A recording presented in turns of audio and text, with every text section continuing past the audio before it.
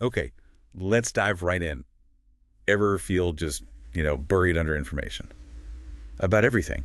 Life, reality, the Oh, universe. absolutely. Information overload is real. And then the big questions creep in, right? Like, what can I actually know for sure? Is there anything beyond what my senses tell me? Can we really get our heads around huge concepts like infinity or even God? Exactly. How do you even begin to sort that out and find real truth? It feels like our own minds are kind of limited. Well, that feeling, that whole puzzle about certainty and what we can understand, that's precisely what we're getting into in this deep dive. We're tackling a pretty hefty philosophical debate, aren't we? Yeah. About the very edges of human knowledge. Yeah, it's about whether we have built-in limits or if maybe, just maybe, we can reach for something more like ultimate truths. Truths about things like the infinite, the absolute, whatever, is really fundamental under everything we see. And our main source text lays out two really different viewpoints. On one side, there's a critique of some major thinkers, Sir William Hamilton, Henry Mansel, Herbert Spencer. The author groups them together because they kind of share this idea about the limits of our understanding. And the other side. The other side is a really strong counter-argument. It draws a lot from the ideas of someone called President Hickok. Interesting. So our mission today is to unpack these arguments, figure out the core disagreement, and maybe see what it means for how you, listening, see the world, see yourself, and, well, whether knowing ultimate truth is even possible for us. Absolutely. And to really get the conflict, we need to start with the first group, Hamilton, Mansel, Spencer. The author calls them the Limitists. The limitists. Okay, so what's their big idea about knowledge? What's the baseline? Their core principle is pretty stark. Human knowledge is strictly limited to what they call the conditioned. The condition. Okay, what does that mean in practical terms, like day-to-day knowing? It means we can only really know things that have limits, things bound by conditions. Think space, think time. So stuff we experience in the physical world.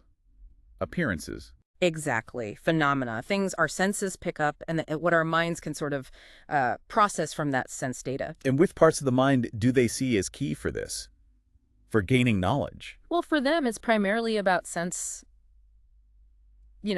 taking in impressions and then the understanding. Understanding. That's the part that analyzes and categorizes. Right. It takes the raw sense data and analyzes it, classifies it, finds patterns, generalizes from it. Like seeing a lot of falling apples and generalizing the concept of gravity. Kind of, yes. Though they might focus more on the generalization itself. And for the limitists, that act of generalizing from observed facts, that's pretty much the highest form of knowledge we can achieve. Okay, now here's where it gets tricky, I imagine. If knowledge is stuck in this conditioned world of appearances and generalizations, what about those big ideas? The infinite, the absolute. Ah, yes, that's the crux. The limitists argue that those concepts are basically unknowable by the understanding. Unknowable how? Like just too big. They see them as negative notions, the source calls them, or just plain inconceivable. The understanding works by defining, by setting limits, right? Yeah. So how can a tool designed for limits possibly grasp something without limits, like the infinite, or something totally unconditional, the absolute? It's like trying to draw a boundary around something boundless. Exactly. Hamilton apparently said the unconditioned is the negative of the conceivable itself. If your mind only works with conditioned things, thinking about the unconditioned well, it doesn't compute. It leads to contradictions. And the author we're reading points out some pretty serious consequences stemming from this view. Very serious. If God, for instance, can't be found or understood within nature, within the conditioned world, using just sense and understanding. Which is all the limitists think we have for knowledge. Right. Then, following Hamilton's logic, God can't be known, period. And the author quotes that hard line. Yeah. What you cannot know, it is irrational to believe. Precisely. So faith gets shaky. It can't be grounded in what they call reason, which for them is just the understanding, sorting sense data. If that faculty can't grasp God, then belief becomes, well, the author calls it blind credulity. Wow. The logical path, the source argues pretty forcefully, leads towards skepticism about any ultimate truth, and ultimately it pushes towards atheism. The text even says the Hamiltonian system is logically atheism. Yeah, that's a strong claim. So the limitists basically put up these walls around our minds, keeping us stuck in the world of appearances, away from ultimate reality, God the infinite. How does the counter-argument even begin to tear down those walls? It starts with a pretty bold move, especially compared to the limitists. It proposes that humans have another faculty, a higher faculty, beyond just sense and understanding. Okay, what is it? Pure reason. Pure reason. So not just logic based on senses, but something else entirely. Fundamentally different, yes. The understanding, remember, builds concepts step by step from sense data, Yeah. analyzing, generalizing. Reason, in this view, works differently. Its way of knowing is more like a direct, immediate seeing, an intuition of pure truth. Intuition. Okay, so not perceiving like with eyes, not conceiving like forming an idea, but just knowing directly. That's the idea. The source uses specific words. We perceive with sense, conceive with understanding, but we intuit with reason. And reason isn't looking out at the world so much as in at principles and truths that are inherent, that exist before experience, a priori truths. A priori. Okay, another key term. What kind of truths does reason intuit? What are these a priori things? It intuits principles and laws that are seen as universal and necessary. They aren't things you learn bit by bit from experience. Reason just sees them immediately as self-evidently true. Can you give an example? Something concrete. Sure. Mathematical axioms are a prime example from the source. You don't learn that 2 plus 2 must equal 4 just by counting pebbles over and over. Right, it feels more fundamental than that. Exactly. Reason intuits the necessity of it. The author actually calls the idea that 2 plus 2 could be 5 if our experiences were different just plain absurd. Yeah, I could see that. It feels like a truth that's baked into reality itself. And this view says it's the same for moral law. Principles like, say, malice is inherently wrong, or the command to love God and neighbor. Those aren't just summaries of how people behave. Not according to this perspective. They aren't generalizations from observation. They're seen as imperatives, universal laws that reason directly intuits as necessary truths. The limitists, being stuck with observation, couldn't really account for that kind of binding universal ought. So reason also grasps fundamental principles about being itself, or beauty, or causality. Yes, those are mentioned as other examples of a priori knowledge that reason can access through intuition. Okay, so why should this matter to you listening? This whole distinction between understanding and reason, conceiving and intuiting. Well, because it fundamentally shifts the landscape of what we might be capable of knowing. It directly challenges that limitist idea that all knowledge has to start with sense experience or logic built on that experience. It suggests we might have this other channel, this direct line. Exactly.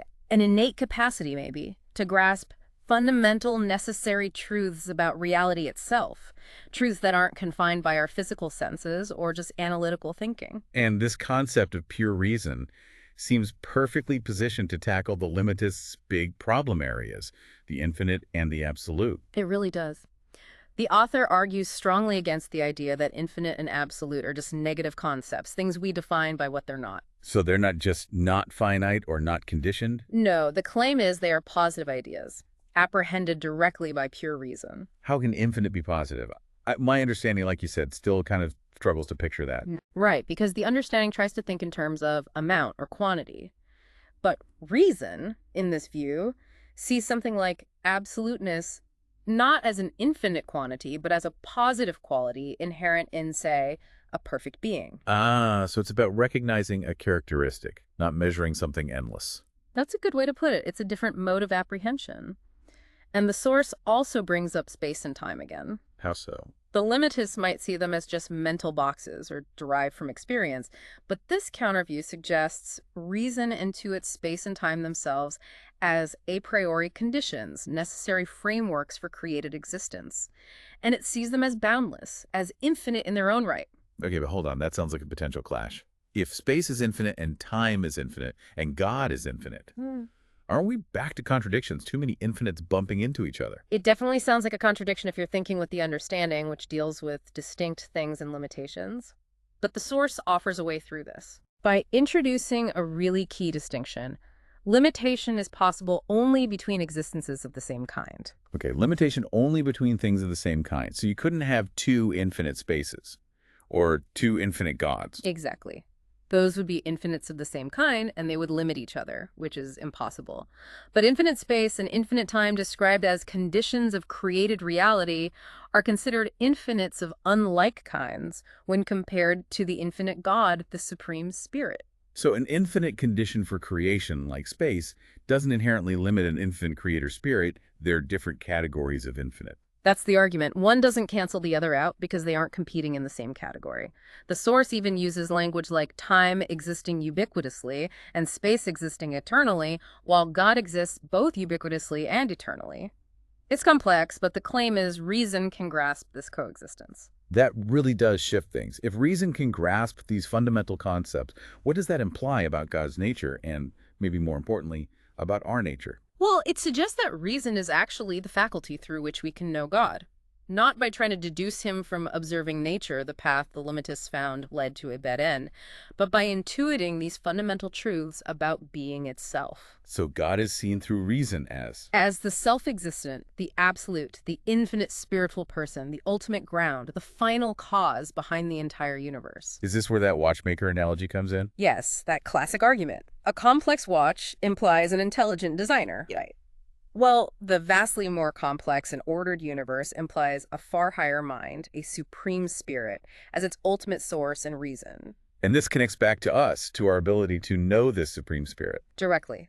Through the idea that God created humankind in his image. This means, according to the source, that we possess a spiritual aspect, a spiritual person, equipped with faculties like reason, which are the same in kind as the divine intellect. The same in kind. Not in degree, obviously, but the same type of faculty.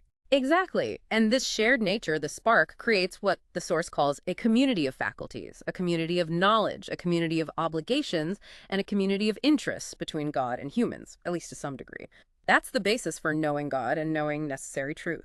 That also seems to solve the problem the Limitists had with thinking of God as personal or self-conscious. It does.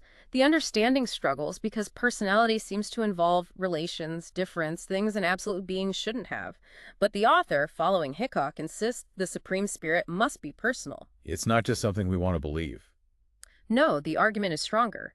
The text quotes Mansel, one of the Limitists, actually saying, "It is our duty to think God personal and believe him infinite."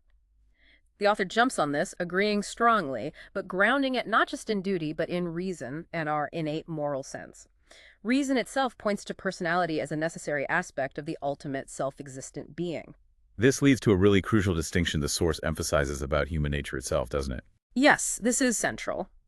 Drawing on language may be familiar from Scripture, like Paul or John, the author makes a sharp distinction between our animal nature and our spiritual person. Okay, animal nature versus spiritual person, what's the difference? The animal nature is tied to sense and understanding. It's part of the natural world, operates by cause and effect, focused on survival experience. The spiritual person, however, is where reason resides. It has this capacity that reaches beyond the purely natural, you could almost say supernatural, in the sense of being beyond mere physics and biology. And the mistake the Limitists made Was treating humans only as this complex animal nature, ignoring or downplaying the spiritual person and the power of reason. And this is where Herbert Spencer comes in for direct criticism. Very much so. The source really takes issue with Spencer's definition of life. Spencer basically defined life, including psychical life, our thoughts, feelings, as just the continuous adjustment of internal relations to external relations. So thinking and feeling are just complex biological responses to the environment, aimed at keeping us alive. That's how the author interprets and critiques it, calling it a delightful philosophy, where man's God is thy belly, meaning it reduces everything profound about human consciousness, morality, reason, spirituality, down to sophisticated survival mechanisms. Just complex animal instincts. Right. And the source argues philosophy must aim higher than that, must recognize that humans aren't just constructive forces for self-preservation. There's something more. And maybe without that something more, that spiritual person, self-consciousness itself becomes hard to explain, which Spencer apparently struggled with. Exactly. The existence of the spiritual person, housing reason, is presented as the very thing that allows for self-consciousness, for self-examination. Reason, unlike sense or understanding, which always need an object other than themselves. Reason can look at itself. Yes, it can be both the seer and the seen, the form of thought and the matter of thought. It can reflect on its own laws and activities. The source calls this capacity for self-reflection supreme insight, and it directly counters Spencer's argument that the form of thought couldn't be its own matter. Okay, one more definition. How does common sense fit into all this? Is it just basic logic? Not quite. The source defines common sense in a specific way as practical pure reason. Practical pure reason. Yeah, it's the spiritual person's ability, using reason, to see the a priori law that necessary, universal principle operating within a specific fact or situation presented by the senses. It's different from judgment, which is seen as practical. Understanding just figuring out the best means to an end based on experience. Common sense grasps the underlying necessary truth in the situation. Okay, let's zoom out a bit. We've got these two opposing views. The limitist confining us to the conditioned world, and this counter view championing pure reason. Why does this whole philosophical clash really matter for how we approach truth, how we live? Well, the implications are huge. The author argues the limitist path inevitably leads to one of two places. Either philosophical skepticism, meaning you can never really be sure about ultimate reality. Or you're forced into a kind of blind faith, believing things despite reason, as they defined it, not being able to grasp them. Exactly. But the system built on pure reason, the one championed by the author in Hickok, claims to offer a valid and final basis of truth. A place where the mind can find certainty, a sure rest. That's the language used. It asserts that humans can know the truth, real, necessary, universal truth, not just collect data or make educated guesses based on patterns. And this philosophical view seems to resonate strongly with certain religious ideas. It definitely does. The idea that we're made in God's image, possessing reason similar in kind to the divine, is presented as the very foundation for our ability to know God. The source makes a pretty bold claim about reason's authority here, doesn't it? It really does. It states, the human reason is the final standard of truth for man when it comes to philosophical matters. This isn't setting reason against faith, but suggesting that properly understood, our highest rational capacity aligns with and actually confirms the deepest religious truths.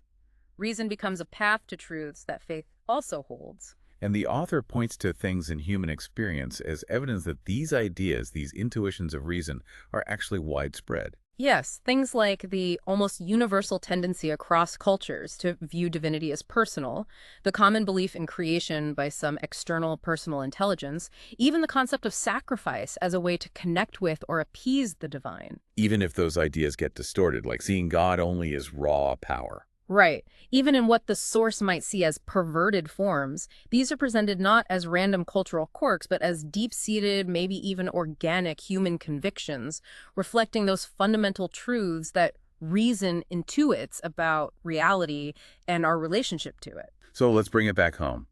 We started with that feeling of being overwhelmed, uncertain. The core tension we've explored is really this choice. Are we fundamentally limited, stuck within the walls of our senses and analytical minds, with ultimate questions about the infinite, the absolute, God, forever out of reach? Or do we possess something more, this faculty of pure reason, capable of directly seeing necessary universal truths about existence, about ourselves, and about the ultimate spiritual ground of reality? And the perspective we focus on, from the author and Hickok, clearly champions that second path. Yes, they argue that embracing pure reason, trusting its intuitive capacity, is the only way to genuinely access and know the truth. It offers a kind of deep satisfaction and certainty that just relying on sense and understanding alone can never deliver. Okay, so here's something to really chew on as we wrap up.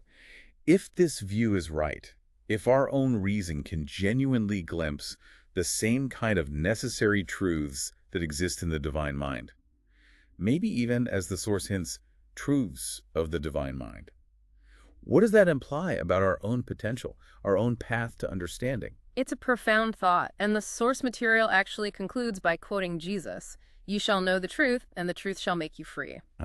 So the highest knowledge attainable by reason is somehow linked to ultimate freedom, spiritual freedom. That's the powerful connection being drawn. Knowing the deepest truths isn't just an intellectual exercise, it's tied to liberation. So the question for you listening is, what might that connection between knowing ultimate truth and finding freedom mean for your own search for knowledge and meaning? Something to consider for yourself.